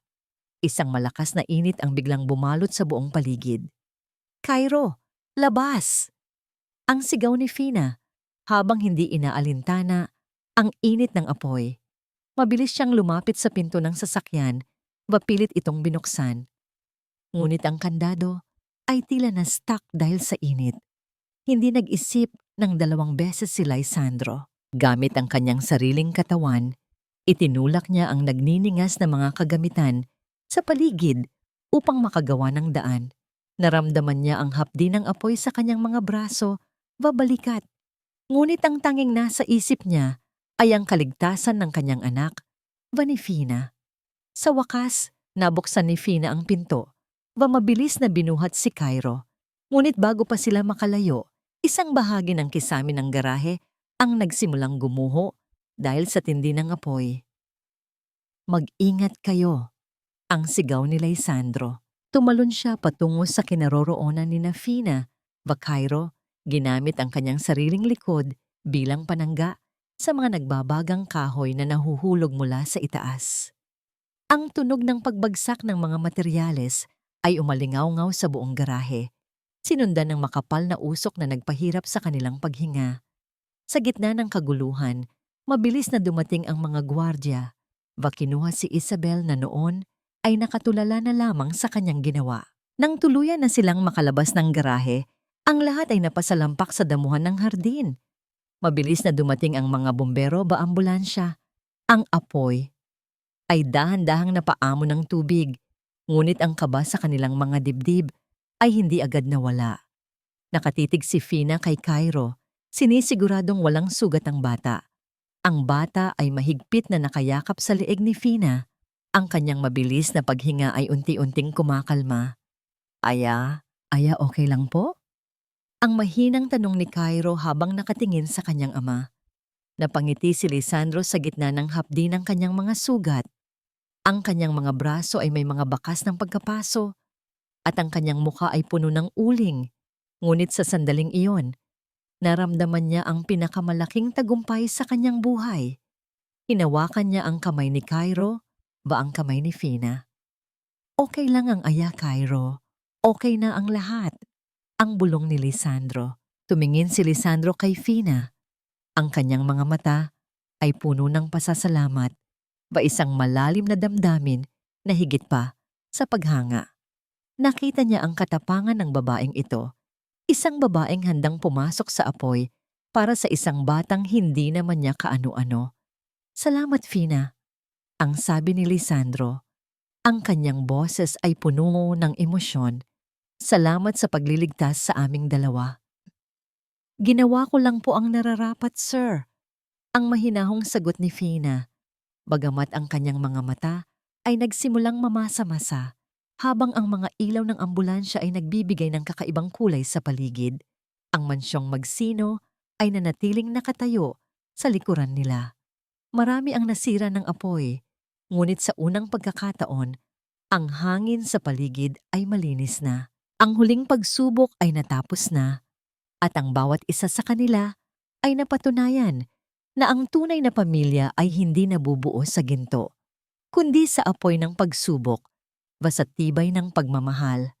Dahan-dahang isinakay si Lisandro sa loob ng ambulansya para gamutin ang kanyang mga sugat. Hindi niya binitawan ang kamay ni Fina hanggang sa huling sandali. Sa gitna ng sirang garahe amoy ng usok, isang bagong simula ang dahan-dahang umuusbong. Isang simulang puno ng pag-asa, pangako ng isang bukas na wala ng lihim. Ang sikat ng araw ay dahan-dahang gumagapang sa mga bintana ng mansyon. Hindi na ito tila mga rehas ng bilangguan, kundi mga bisig ng liwanag na nagbibigay ng init sa bawat sulok ng bahay. Wala na ang amoy ng usok at gasolina. Pinalitan na ito ng bango ng mga sariwang bulaklak sa florera at ang masarap na amoy ng bagong luto na almusal na nanggagaling sa kusina. Sa balkonahe, nakaupo si Lisandro habang nakatingin sa malawak na hardin. Ang kanyang kanang braso ay balot pa rin ng puting benda, isang paalala ng apoy na hinarap niya para sa kanyang pamilya. Ngunit sa pagkakataong ito, ang kanyang mukha ay hindi nakakikitaan ng pait. Ang kanyang mga mata ay may taglay na katahimikan na matagal na niyang hinahanap. "Sir, kailangan yun na pong palitan ng benda niyo." Ang boses ni Fina ay parang isang malambot na himig na nagpalingon kay Lisandro. Nakatayo ang babae sa pintuan, may dalang maliit na tray ng mga gamot at malinis na gasa. Suot niya ang isang simpleng puting bestido na nagpapatingkad sa kanyang likas na ganda. Dahan-dahang lumapit si Fina at umupo sa tabi ni Lisandro. Maingat niyang kinuha ang braso ng lalaki. Ang bawat galaw ni Fina ay puno ng pag-iingat. Tila ang bawat dampi ng kanyang mga daliri sa balat ni Lisandro ay isang paraan ng pagpapahayag ng damdaming hindi niya kayang sabihin. "Hindi na ba masyadong masakit?" ang tanong ni Fina habang dahan-dahang tinatanggal ang lumang benda. "Mas masakit pa ang ginawa ko sa inyo ni Cairo, Fina," ang mahinang sagot ni Lisandro habang nakatitig sa mukha ng babae. "Ang mga sugat na ito ay madaling maghilom, pero ang mga sugat na iniwan ko sa puso nyo, yun ang hindi ko alam kung paano gagamutin." Napatigil si Fina sa kanyang ginagawa. Tumingin siya ng diretso sa mga mata ni Lisandro. "Sir, ang pagpapatawad ay hindi isang mabilis na proseso, pero nagsisimula ito sa bawat araw na pinipili nating bumangon at magpatuloy. Nakikita ko po kung gaano kayo nagsisikap para kay Cairo. Sapat na po iyon para sa akin." Dahan-dahang itinaas ni Lisandro ang kanyang kaliwang kamay, hinawakan ang buhok ni Fina na bahagyang humaharang sa kanyang mukha. Isang marahang haplos, isang sandali ng pagtatagpo ng dalawang kaluluwang kapwa nagmula sa sakit. Naramdaman ni Fina ang init ng palad ni Lisandro at sa unang pagkakataon, hindi siya umiwas. Ang katahimikan sa pagitan nila ay hindi na nakakailang, kundi puno ng isang uri ng pag-unawa na higit pa sa mga salita. "Aya, Mama Fina, look!" Ang masayang hiyaw ni Cairo ay bumasag sa kanilang sandali. Ang bata ay tumatakbo sa damuhan. Hawak-hawak ang isang makulay na saranggola. Ang kanyang tawa ay malakas, malinaw. Isang tunog na dati ay tila isang pangarap lamang sa loob ng mansyong ito. Napatitig si Lisandro sa kanyang anak. Tinawag kanyang Mama Fina. Namula ang mga pisngi ni Fina, ngunit may isang matamis na ngiti sa kanyang mga labi. "Opo, sir," sabi niya po. Gusto niya raw na maging mama niya rin ako, kung papayag daw po kayo. Naramdaman ni Lisandro ang isang kakaibang pintig sa kanyang puso. Isang pintig na matagal nang nawala, simula nang mamatay si Mara. Hindi ito ang pag-ibig na nagnanais pumalit sa nakaraan, kundi isang pag-ibig na handang bumuo ng bagong bukas. "Fina, Ang boses ni Lysandro ay naging seryoso ngunit puno ng lambing. Ang kontrata mo bilang yaya ay matatapos na sa susunod na buwan. Alam kong marami kang pangarap para sa pamilya mo sa probinsya. Biglang binalot ng kaba si Fina. Opo sir, pero kung gusto niyo po, pwede ko naman pong pahabain. Hindi! Ang putol ni Lisandro sa kanyang sasabihin. Dahan-dahan niyang hinawakan ang kamay ni Fina, dinala ito sa kanyang dibdib. Ayoko nang maging yaya ka lang sa bahay na ito. Gusto kong manatili ka rito. Hindi dahil sa tungkulin, kundi dahil gusto mong maging bahagi ng pamilyang ito. Gusto kong subukan nating dalawa. Para kay Cairo, para sa atin. Ang hangin sa paligid ay tila tumigil sa pag-ihip. Ang mga ibon sa mga puno ay tila naghihintay din ng sagot. Tumingin si Fina kay Cairo na ngayon ay masayang kumakaway sa kanila mula sa hardin. Pagkatapos ay binaling ang tingin sa lalaking nasa harap niya, ang lalaking natutong magpakumbaba, muling magmahal dahil sa kanya. Hindi ko po maipapangako na magiging madali ang lahat, Sir Lisandro. Ang bulong ni Fina habang dahan-dahang isinasandal ang kanyang ulo sa balikat ng lalaki. Pero handa po akong sumubok. Kasama niyo. Isang malalim na buntong hininga ng ginhawa ang pinakawalan ni Lisandro. Ipinatong niya ang kanyang baba sa tuktok ng ulo ni Fina. Nilalasap ang bango ng kanyang buhok, ang init ng kanyang presensya. Sa loob ng mahabang panahon, ang mansyong Magsino ay naging isang malamig na kuta ng mga lihim. Ngunit ngayon, ito ay dahan-dahan nang nagiging isang tahanan. Ang mga kamera sa kisame ay tinanggal na ni Lisandro. Hindi na niya kailangan ng mga mechanical na mata upang makita ang katotohanan. Sapat na ang pagmamahal na nakikita niya sa mga mata ni Fina, ang tawa ng kanyang anak upang malaman na, sa wakas, ang bagyo ay tuluyan ng lumipas. Sa di kalayuan, ang larawan ni Mara sa dingding ay tila nakangiti rin. Isang ngangiti ng pagbasbas para sa 2 taong nagdugtong ng mga piraso ng buhay na kanyang iniwan. Ang paghihilom ay hindi nangangahulugang mawawala ang peklat, kundi nangangahulugang ang sugat ay hindi na muling dudugo. 1 taon ang mabilis na lumipas, tila isang mabilis na paglipat ng pahina sa isang makapal na aklat ng buhay. Ang sikat ng araw sa hapon na ito ay malambot. Tumatama sa luntiang damo ng sementeryo kung saan nakahimlay ang mga alaala ng nakaraan. Nakatayo si Lisandro sa harap ng puntod ni Mara. Malinis ang paligid nito at may mga sariwang puting liryo na nakalagay sa florera. Ang mga bulaklak na paborito ng kanyang yumao ng asawa. Ngunit hindi na itim ang suot ni Lisandro. Suot niya ang isang asul na polo na tila sumasalamin sa kalangitan sa itaas. Dahan-dahan niyang hinawakan ang malamig na marmol ng puntod. Mara, ang bulong ni Lisandro, ang kanyang boses ay hindi na galing sa isang pusong puno ng pait, kundi mula sa isang kaluluwang nahanap na ang kapayapaan. Salamat. Salamat dahil kahit wala ka na, hindi mo hinayaang maligaw ang anak natin. At salamat dahil dinala mo si Fina sa amin. Naramdaman ni Lisandro ang isang marahang dampi ng kamay sa kanyang balikat. Paglingon niya, nakita niya si Fina. Suot nito ang isang simpleng bestido at isang ngiti na palaging nagbibigay ng liwanag sa kanyang pinakamadilim na araw. Sa tabi niya ay si Cairo na ngayon ay mas malusog, mas masigla at may mga matang naglalaro na ang kislap ng saya. Aya, Mama Fina, look! I drew a picture for Mama Mara. Ang masayang sabi ni Cairo habang inilalagay ang isang pirasong papel sa ibabaw ng puntod. Isang guhit ito ng 3 taong may hawak na saranggola sa ilalim ng isang malaking araw. Tumingin si Lisandro kay Fina at sa isang tahimik na sandali, nagtagpo ang kanilang mga paningin. Walang kailangang sabihin, ang katarungan ay naisagawa na. Sina Tita Vanna at Isabel ay kasalukuyang nagbabayad ng kanilang mga kasalanan sa likod ng mga rehas. At ang katotohanan tungkol sa pagkamatay ni Mara ay naging hudyat ng paglilinis sa pangalan ng kanilang pamilya. Pero ang tunay na tagumpay ay hindi ang pagkakakulong ng mga kaaway, kundi ang muling pagkabuo ng kanilang mga puso. Ready na ba kayo?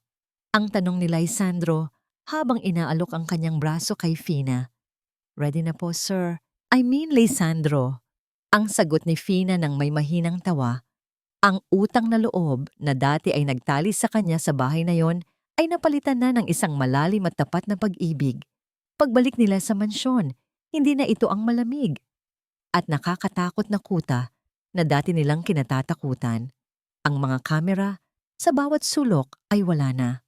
Pinalitan na ito ng mga nakakwadrong litrato ng kanilang mga pamamasyal, ng mga tawa ni Cairo at ng mga simpleng sandali ng kanilang pagsasama. Sa kusina, magkasamang nagluluto sina Lisandro at Fina. Sinusubukan ni Lisandro na gawin ang paboritong pancake ni Cairo, isang bagay na dati ay hindi niya man lang maisip na gawin. May mga bakas ng harina sa kanyang mukha at ang kanyang mga kilos ay hindi pa rin ganoon kaperpekto, ngunit ang saya sa kanyang mga mata ay hindi matatawaran. Ganyan po, dahan-dahan lang ang pagbaligtad. Ang tawa ni Fina habang ginagabayan ang kamay ni Lisandro. Sa sandaling iyon, naramdaman ni Lisandro ang init ng tahanan. Ang bawat sugat, ang bawat luhang pumatak, at ang bawat gabing puno ng pagdududa ay naging bahagi na lamang ng isang mahabang paglalakbay patungo sa hapon na ito. Nahanap na ba nila ang kapatawaran? Oo. Pinatawad na ni Lisandro ang kanyang sarili sa pagiging bulag sa katotohanan. Pinatawad na rin nila ang nakaraan upang bigyang daan ang hinaharap. Nahanap na ba nila ang kapayapaan? Oo. Ang kapayapaang hindi nagmumula sa kawalan ng gulo, kundi sa pagkakaroon ng tiwala sa isa't isa sa kabila ng anumang unos. At ang pinakamahalagang aral na natutunan nila ay ito. Ang pag-ibig ay hindi namamatay dahil sa pagkawala ng isang tao. Namamatay lamang ito kapag hinayaan nating ang takot ang magsarado ng ating mga puso. Kapag pinili nating maging matapang, kapag pinili nating makita ang kabutihan sa gitna ng kasamaan, doon lamang tayo tunay na magiging malaya. Habang papalubog ang araw, nakaupo ang tatlo sa hardin, pinapanood ang makulay na langit. Hawak ni Lisandro ang kamay ni Fina. At sa kabilang kamay ay ang maliit na kamay ni Cairo. Isang pamilyang nabuo mula sa mga piraso ng sakit, ngunit ngayon ay mas matibay pa sa anumang ginto. Ang bulong ng kahapon ay natapos na. Ang naririnig na lamang nila ngayon ay ang himig ng bukas, isang bukas na puno ng pag-asa, pagmamahal at walang hanggang pasasalamat.